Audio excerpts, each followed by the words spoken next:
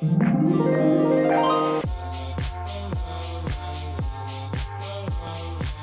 guys, what's up? Welcome back to my channel. Super excited about today's video. I just wanted to sit and chat with you guys about reading your Bible, Bible study routines, Bible study methods, all the things in that genre. So if you enjoyed today's video, make sure to give it a big thumbs up, subscribe down below, and let's just jump right in. So first, I wanted to take you guys through some of the things and tools that I use and my structure for my quiet times, and then offer some other resources and other tools that might be helpful to you. But I want to start off with my Bible I actually got it as a wedding gift from Damien. It was super sweet. I got this Hosanna Revival Bible. That rhymes. Hosanna Revival is the cutest brand. I recently discovered it. I have a lot of friends that use their Bibles too, but it is just beautiful. I really wanted a note-taking Bible, so I had another Bible that's just, for reading. It wasn't a commentary Bible, study Bible, anything like that. It was just a regular one, but I really wanted to start journaling. I was inspired by one of my friends. She has this giant Bible and she just writes so many notes and so many things in it, and it was just really cool. I feel like it just takes it another step deeper when you start to journal in it. So I got myself one of these. Well, Damien got me this one, but they have so many designs. So depending on the translation, they have different themes. So I believe this is the garden theme, but they have like a beach theme, Yosemite, like camping type theme. They have so many different ones. You have to check out their website. Super beautiful. They have like other things like tote bags and pens and all that kind of stuff. So definitely check it out. But I could just show you guys. So I've just been journaling in it and writing in it. Let's see. So here's an example of, if it will focus, here's an example of one of the chapters that I'm going through with my Bible study group. I just have different highlighters and using a pen and some little note cards, little sticky notes. I've just been annotating the whole thing, just putting in notes, using other commentaries and adding in things. And it has been really, really cool. Here's another one, just with different pieces on here that I have, and I've just been loving it. It has definitely taken me deeper the last 2 months I've been using this. I have just been yearning for more, and so not just reading through and being like, okay, great, moving on with my day, but it has really caused me to slow down and be like, hey, there's a blank page here. Like, you obviously did not do enough digging because you've not written anything down, you've not taken it slow.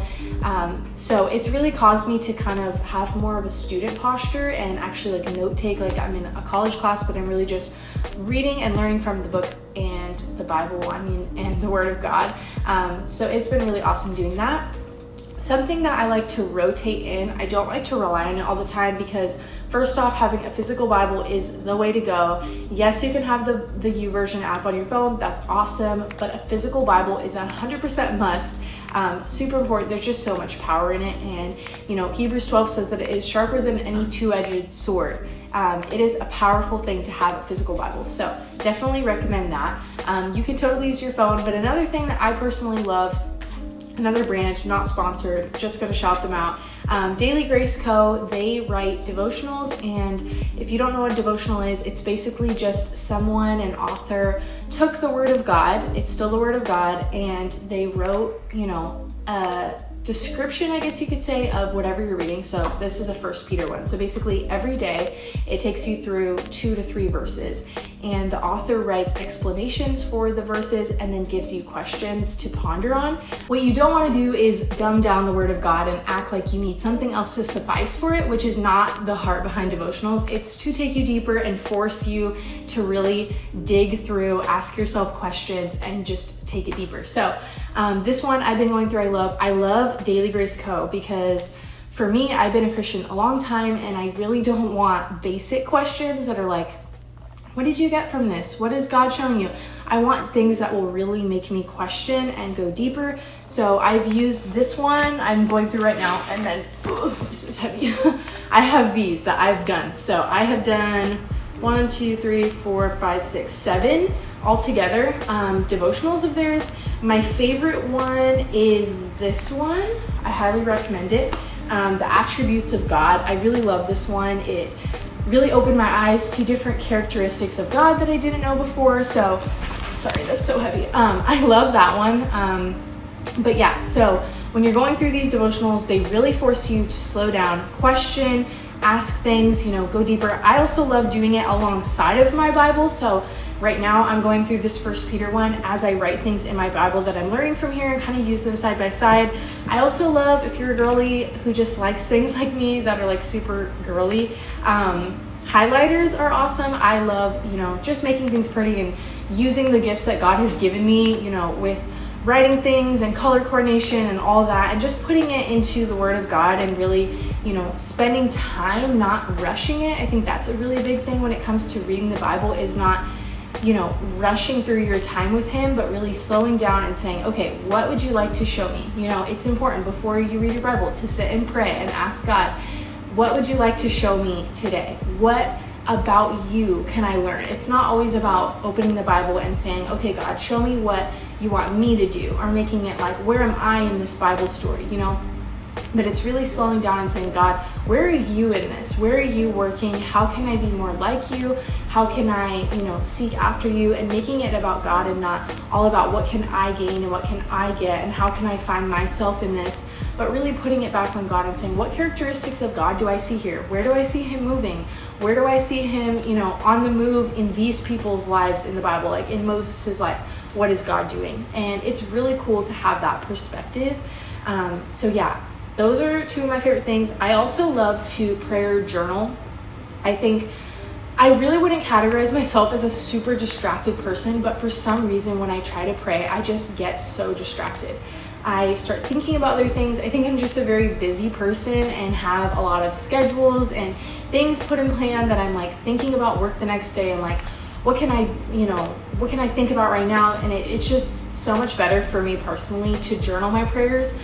So I just use any kind of lined paper. I just like putting it in a journal because I can go back. So when I open this, I'm about almost done with this one, but when I open this, it's October 2020, and I'm just reading, and literally I'll read out loud like, thank you for a new day. Thank you for your new mercies. Thank you for getting me through quarantine, because at this point I had just had COVID.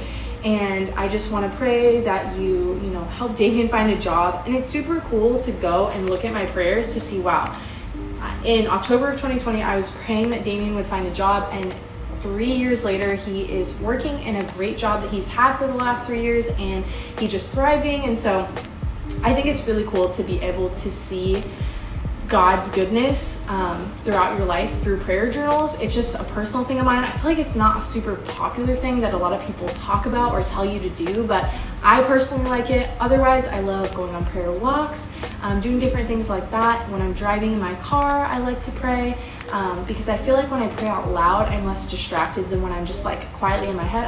I start to fall asleep, and it's just more difficult. So I like doing that. Something else I wanted to share was something that we teach in our high school ministry that I am a part of, and it's called the First 15. It's basically breaking up your quiet time into 3 chunks of 5. So first 5 minutes is prayer, second 5 minutes is reading the word, and third 5 minutes is worship. So start out by praying. If you don't know what to pray, you're like, I'm gonna try to read my Bible, but I don't even know where to pray or what to start with, just thank the Lord for everything you have in your life. Go through the list and say, thank you for my car, thank you for my job, thank you for my house, thank you for my clothes, thank you for my food, and you just keep going through that. And you specifically can thank Him. Thank you for this friend that you put in my life. I really needed them. Thank you, God.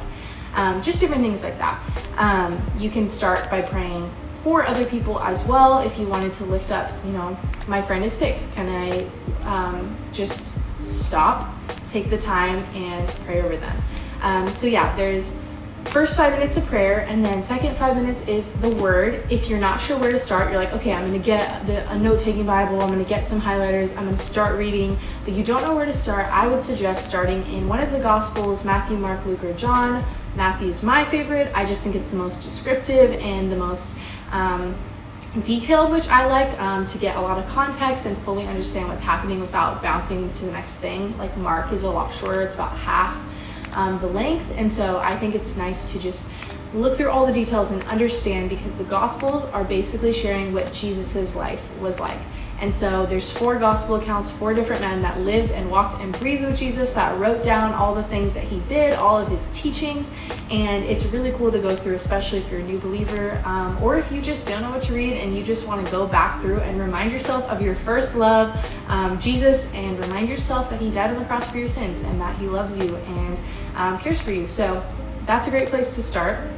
And then the last 5 minutes is worship. So many worship songs to pick from. I have a bunch of playlists. I can link them down below as well on Spotify. But yeah, just playing a worship song or singing to yourself, or, you know, if you need to go and you're like, I need to get to work, put it on in your car and drive with it and just sing and praise God and thank him for, again, everything that he's done in your life. So that is a little encapsulation of everything that I've been going through and everything that I'm doing.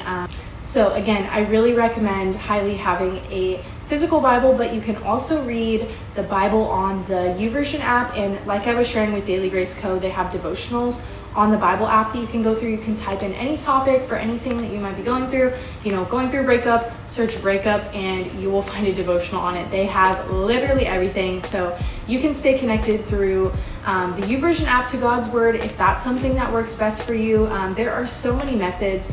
There's a method I wanted to share called s.o.a.p. It's basically, you know, get a notebook like this prayer journal that I have, and you would list out s.o.a.p. It stands for scripture, observation, application, and prayer. So you would, you know, today I'm going through Matthew 1, and I'm gonna write notes about the scripture that I just read. You could also take it in your note-taking Bible.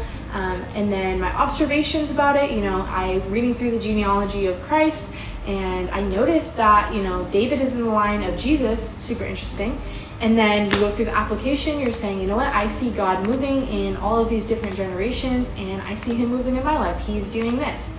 And then you write your prayer, and you would say, you know, thank you, God, for your word. Thank you for everything you're doing in my life. I want to pray for, you know, my day at work today. I pray that you help this meeting to go well, and I thank you for who you are. In your name we pray, amen. And you're just writing it out.